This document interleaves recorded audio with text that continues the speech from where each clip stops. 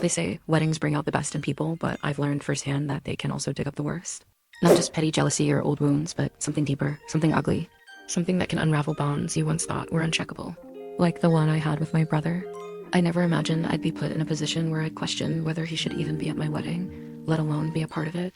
But here we are. My name's Emma, I'm 27, and I've been with Jason, my fiancé, for over 6 years. We met during undergrad, stuck it out through long distance, job hunts, and the mess of post-college adulthood. Last year, he got down on one knee at the little mountain trail where we had our first weekend trip together. I cried. We kissed, I said yes. And just like that, we dove headfirst into wedding planning. I'd been saving for this day since I was 22. Seriously. While other people were blowing their paychecks on festivals and fast fashion, I was setting money aside. Call it practical or obsessive, I don't care. I always knew I wanted a big, beautiful wedding. Not a royal event or anything, but one with real style. One where every photo would make me smile years from now. One that felt like us. Jason and I set a date in late September, booked a venue that could handle our 200 guest list, and got started on everything from color palettes to cake tastings. It was ours, start to finish ours, to dream, to build, to celebrate. My younger brother Adam is 25. We've always been close. He's the kind of guy who used to chase off the kids who picked on me in middle school, and he helped me move 3 times during college without ever complaining.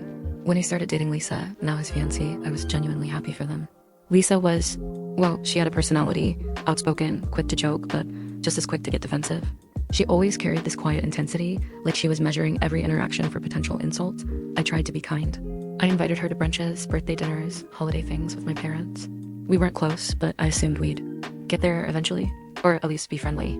A few weeks ago, Lisa texted me and asked if we could meet up to talk wedding stuff. I figured she wanted some advice or vendor referrals, maybe a sounding board. I even brought my wedding planner notebook with me. We met at this cafe near my office, and after some small talk, she launched right into it. So, she said, I was thinking, since you're getting married in the afternoon, and the venue's already booked for the whole day, what if Adam and I got married there too?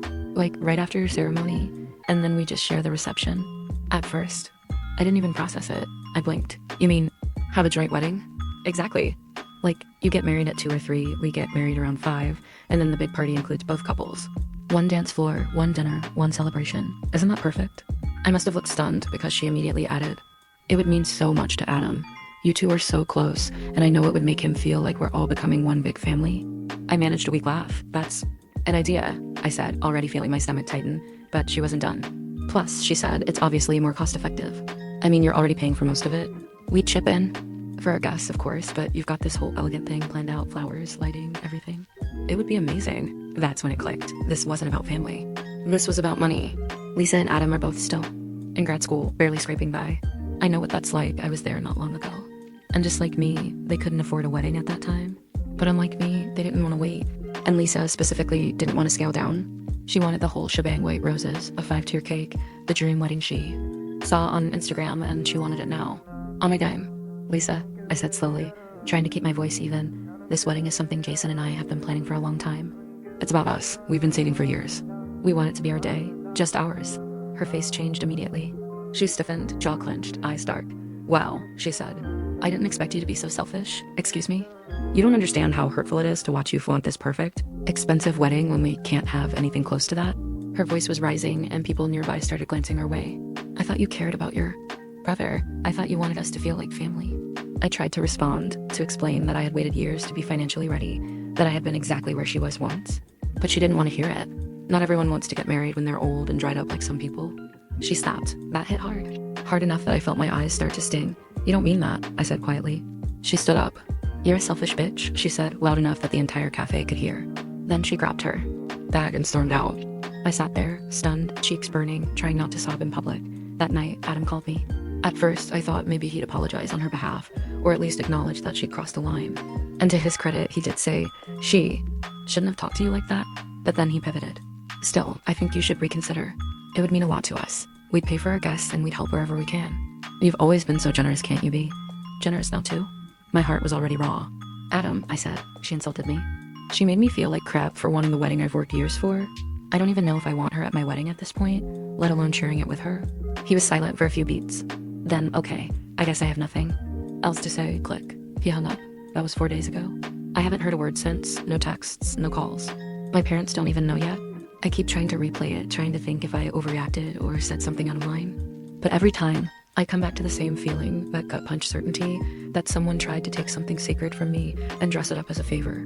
I wanted to believe this was just a misunderstanding, that Adam and Lisa were caught up in the stress and made a bad call. But now I'm not so sure. Now, it feels like a fault line has cracked open beneath us, and I don't know what happens next. Am I really the villain for wanting one day, just one that's about me and the man I love? Or did I finally learn the hard way that some people only show you who they really are when they want something they can't have? The silence stretched. 4 days, then 5. I checked my phone constantly, even though I hated myself for it. I wasn't sure what I wanted more, an apology or an all-out confrontation. Maybe both, maybe neither. The worst part was that my parents were still in the dark. I kept avoiding their calls, afraid I'd either break down or spill everything and make it worse. I didn't want to drag them into it, yet not, until I knew where things stood. But avoidance only works for so long. On day 6, my mom called.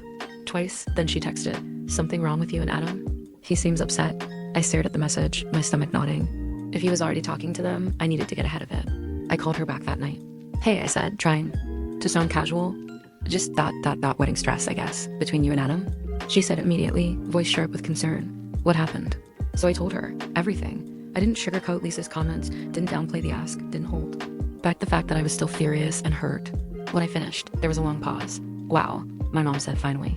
But single quotes, ... a lot. "Yeah, and Lisa actually said that to your face?" Verbatim. "That's completely inappropriate. I'm sorry.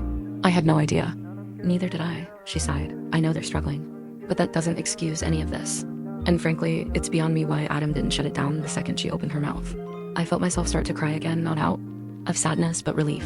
For a second, I thought maybe I'd gone crazy. "Thanks for saying that," I said. "I just wanted this day to be ours." "It will be," she said firmly.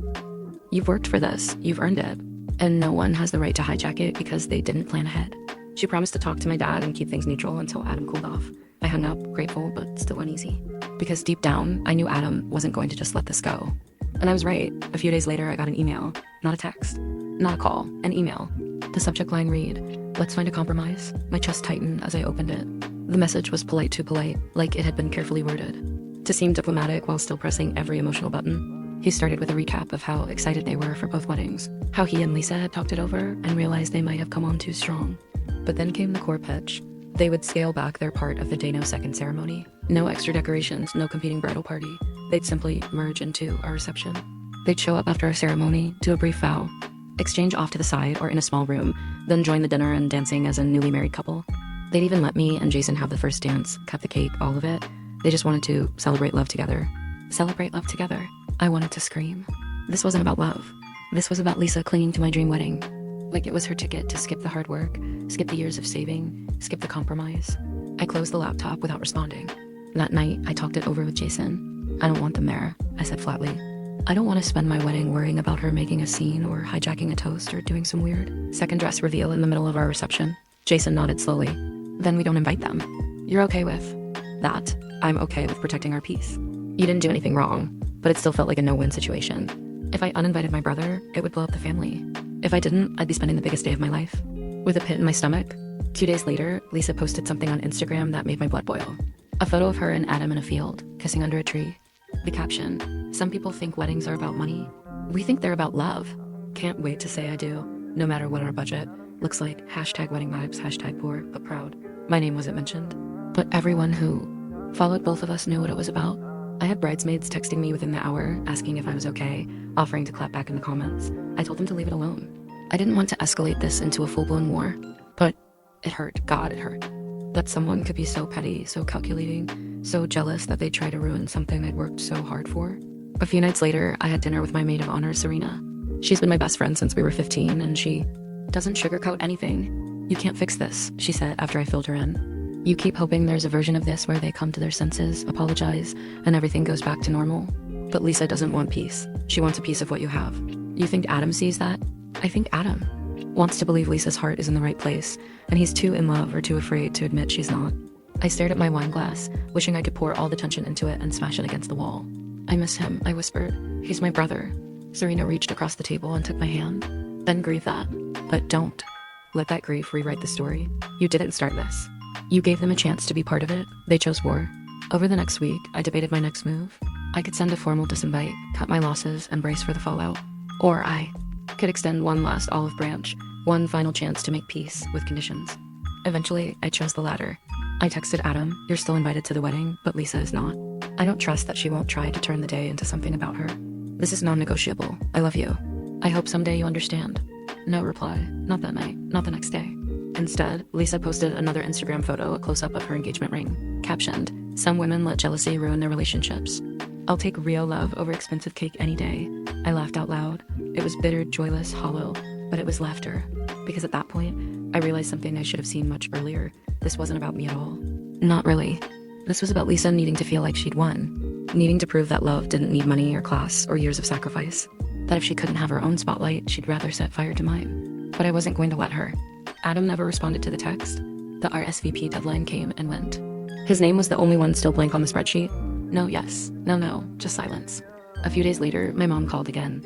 He says he can't come without her, she told me gently. He says you're forcing him to choose. I was quiet for a long time. Then I said, then he's made his choice. And just like that, the guest list was final. 199 names.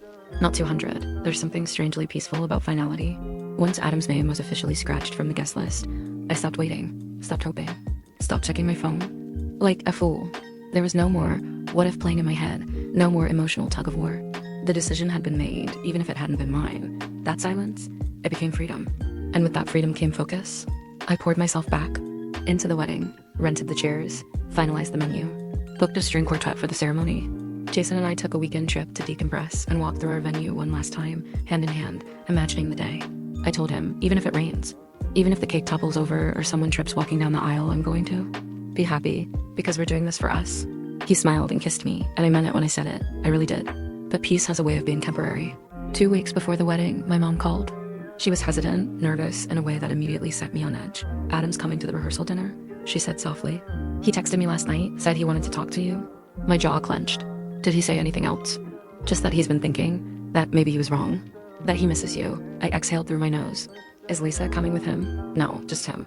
That was enough to make me pause. The idea of seeing him again stirred up a swirl of emotion, grief, nostalgia, betrayal, love.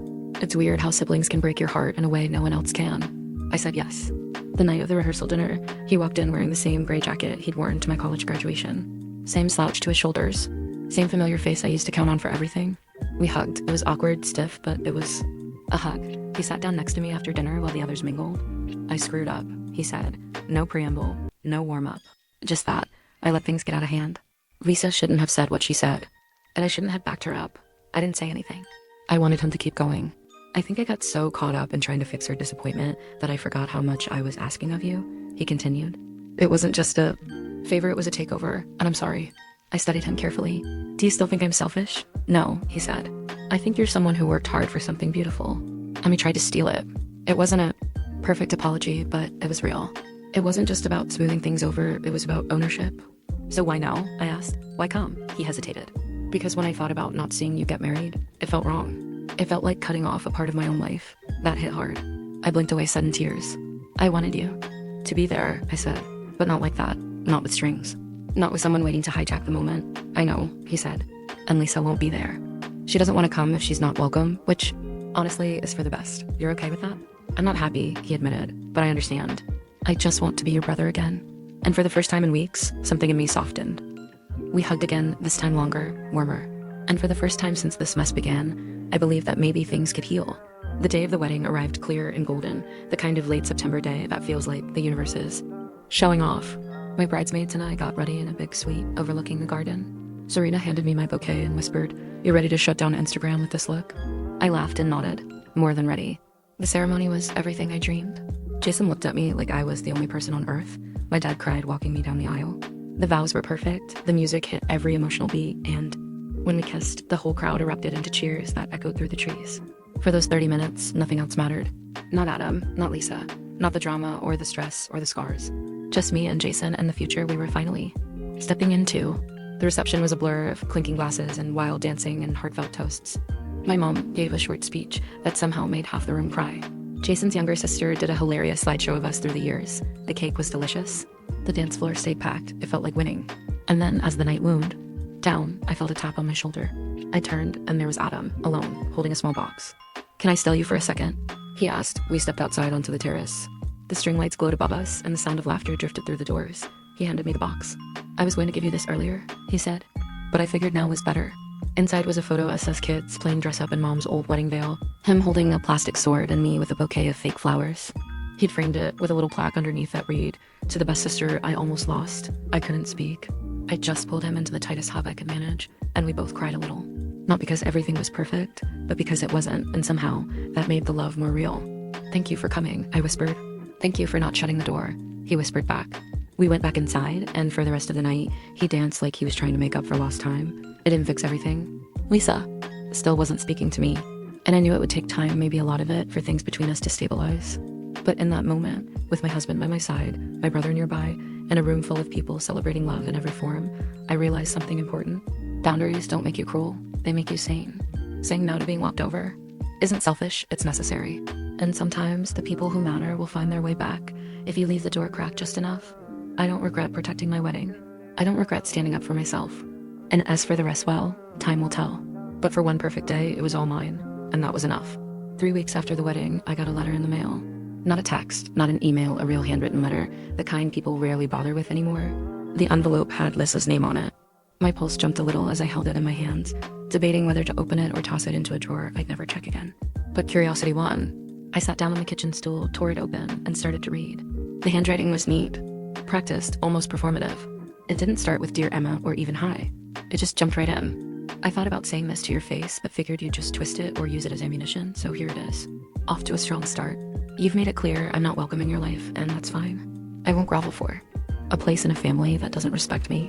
But I want you to know something you didn't win. Your wedding wasn't better than mine will be. It was just louder, more expensive, and emptier, whether you realize it or not. You proved to everyone that you're good at saying no, but not at being generous.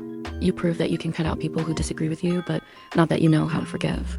And someday, when the excitement fades and the photos get dusty, maybe you'll wish you'd made room for someone else's dream too."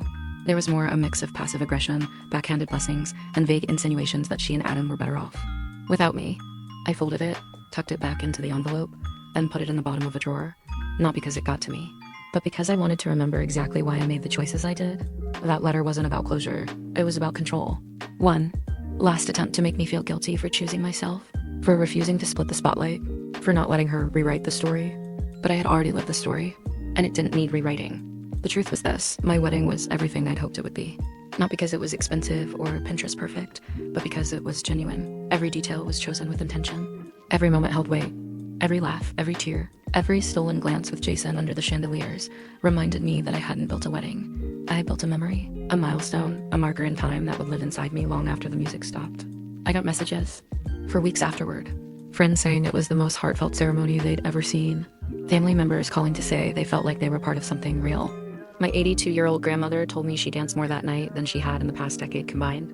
That's what stayed with me, not the drama, not the arguments, not the hollow accusations of selfishness, but the joy, the resilience. The fact that in the face of someone else's chaos, I'd stood my ground and refused to let the day be anything but ours. Adam and I started texting again, not every day, but here and there. Little things. A meme, a link to a band we both like. A photo of our mom trying to operate her new tablet. The wedge hadn't disappeared, but it wasn't growing anymore. It was just dot there, like a healed scar. We didn't talk about Lisa.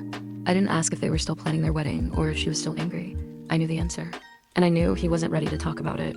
Part of me wanted to ask him how he could stay with someone who said the things she did, who used my wedding like a stage for her insecurity and resentment. But I didn't, because we all have blind spots. And love, as much as it can lift us, can also make fools of us. I hoped he'd figure it out. I really did. That wasn't my battle to fight anymore. I had fought mine. I had protected my peace. And I had done it without stooping, without screaming, without letting someone else drag me down into the mud. That didn't make me perfect. It made me aware. Aware that not everyone will celebrate you when it's your turn to shine. Some people will bring their shadows. Some will ask you to shrink, to compromise, to hand over the parts of yourself you've built brick by brick just so they can feel taller next to you. And if you say no, if you dare to hold your ground, they'll call you cold, call you selfish, call you a bitch. But here's the truth they don't tell you. Selfish isn't always a sin. Sometimes it's a shield. A way of saying, I know what I've built, and I won't let you dismantle it just because you didn't do the work. And that's not cruelty, that's courage. I don't know what the next chapter looks like for me and Adam. Maybe we'll never be as close as we were. Maybe we'll find our way back to each other in time, older and wiser, with less ego and more grace. Maybe we won't, but I do know this. I got to marry the love of my life without compromise, without chaos, without someone else's bitterness trailing behind me like a veil. I got to stand under the lights, surrounded by people who lifted us up, not dragged us down. And I got to say I do without wondering if someone was about to hijack the mic. That was worth everything. So no, I don't think I was the asshole. Not then, not now. I think I was a woman who spent years building something sacred, and when someone tried to stake a claim on it out of jealousy and entitlement, I chose to say no, not cruelly, not vindictively, just firmly, decisively. And if that makes me selfish in some people's eyes, so be it. I'll wear it like a badge. Because on the day that mattered most, I showed up for myself. And I didn't share the stage with anyone who hadn't earned a place on it.